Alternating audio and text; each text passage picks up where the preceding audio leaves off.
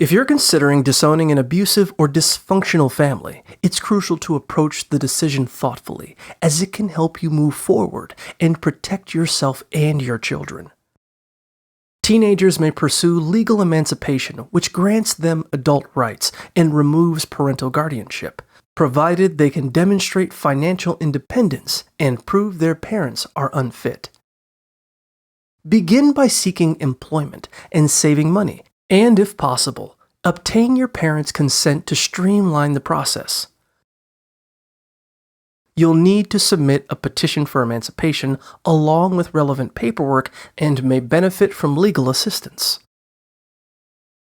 Once you reach adulthood, you can simply cut off contact, change your contact information, and even obtain a restraining order if necessary.